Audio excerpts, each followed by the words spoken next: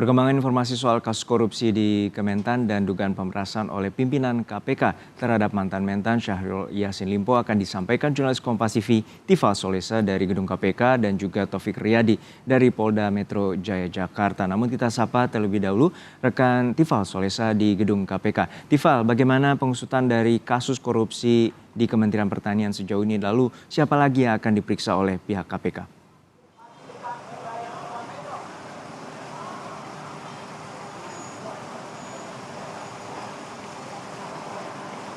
Jenderal Kementerian Pertanian Kasti Subagiodo. Ia sudah tiba di Gedung Merah Putih KPK Jakarta Selatan kira-kira pukul 9:10 pagi waktu Indonesia bagian Barat. Terhitung saat saya melaporkan ini sudah 2 jam Kasti ini berada di dalam Gedung Merah Putih di hadapan penyidik untuk kemudian diperiksa sebagai saksi dalam dugaan kasus korupsi di lingkungan Kementerian Pertanian. Soal materi perkara ini seperti apa, lalu sejauh mana pendalaman dilakukan terhadap dari penyidik kepada Kasdi, ia tidak menjabarkan secara rinci tadi saat tiba dan ditanyakan oleh para wartawan saat itu. Namun yang pasti bahwa Kasdi ini masuk dalam satu dari 9 orang yang dicegah bepergian ke luar negeri yang ditetapkan oleh pihak Komisi Pemberantasan Korupsi terhitung hingga April 2024 mendatang. Selain nama mantan Menteri Pertanian Syahrul Yassin Limpo, lalu juga Kasti Subagiono, kemudian nama lainnya ada di beberapa nama lainnya seperti Muhammad Hatta selaku Direktur Alat dan Mesin Pertanian, kemudian Zulkifli selaku Kepala Biro Organisasi dan Kepegawaian. Nama berikutnya ada Tommy Nugraha selaku Direktur Pupuk dan Pestisida Kementan, ada nama Sukim Supardi Kepala Biro Umum dan Pengadaan Kesekjenan Kementerian Pertanian, nama lainnya ada Ayun Sri Harahap, kemudian Indira Jundatita dari DPR RI, dan juga satu orang dengan status sebagai pelajar atau mahasiswa atas nama Atenri Bilang Radisyah Melati. Itu yang baru terkonfirmasi pada hari ini. Pihak lain yang diperiksa oleh KPK untuk didalami kasus dugaan korupsi di lingkungan Kementerian Pertanian. Kemarin sudah sempat diperiksa juga Muhammad Hatta selaku Direktur Alat dan Mesin Pertanian dari Kementerian Pertanian. Saat itu ia menegaskan kepada wartawan bahwa tidak ada upaya pemerasan yang dilakukan oleh dirinya kepada pihak-pihak di lingkungan Kementerian Pertanian. Soal siapa lagi yang kemudian bakal diperiksa oleh KPK sehubungan dengan kasus ini yang menjerat nama mantan Menteri Pertanian Syahrul Yassin Limpo, kami masih menunggu konfirmasi lebih lanjut dari otoritas KPK. Juno. Ya Tifal, untuk saat ini Ketua KPK Firly Bahuri diadukan ke Dewas KPK buntut dari beredarnya foto pertemuan dirinya dengan mantan Mentan Syahrul Yassin Limpo. Lalu bagaimana tindak lanjut dari Dewas KPK?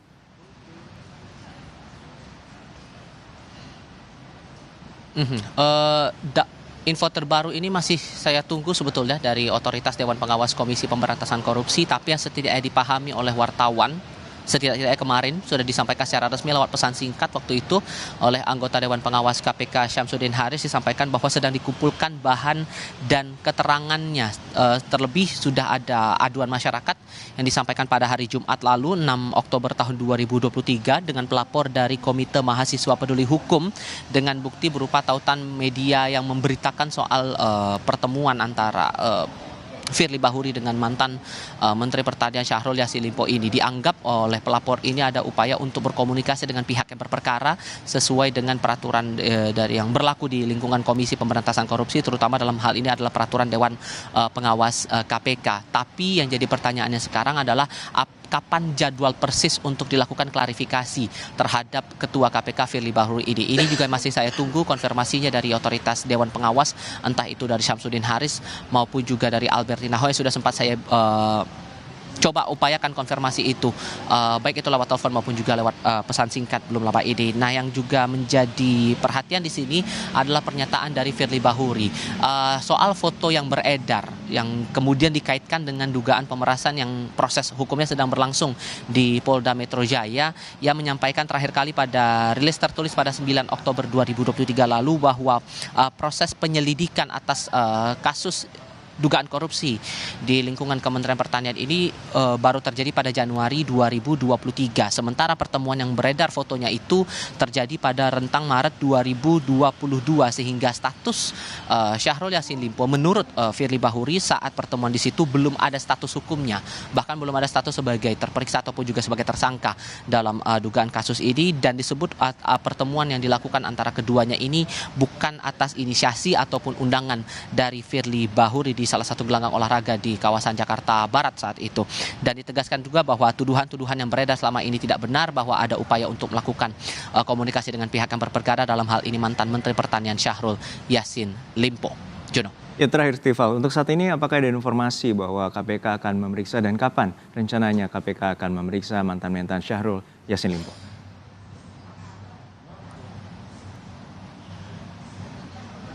Ini juga yang masih kami nantikan konfirmasinya kapan kiranya Syahrul Yassin Limpo akan diperiksa dalam dugaan kasus ini, mengingat sudah beredar kabar, bahkan sudah terang disebutkan oleh Menko Polhukam Mahfud MD bahwa KPK sudah menetapkan status hukum dari Menteri Pertanian ini sebagai tersangka dalam dugaan kasus korupsi di lingkungan Kementerian Pertanian. Tapi sampai dengan saat ini KPK masih belum mengumumkan kepada publik soal siapa nama tersangkanya, kemudian kronologi perkaranya seperti apa, peran pihaknya, terutama dalam hal ini Syahrul Yassin Limpo dalam perkara ini sejauh apa, dan nilai kerugian dari perkara ini sebesar apa, sehingga tindak lanjut dari bentuk-bentuk upaya pendalaman dari proses penyidikan kasus ini, terutama upaya untuk memeriksa Syahrul Yassin Limpo ini masih kami nantikan sampai dengan saat ini bersama dengan awak media lain di Gedung Merah Putih KPK, Juno.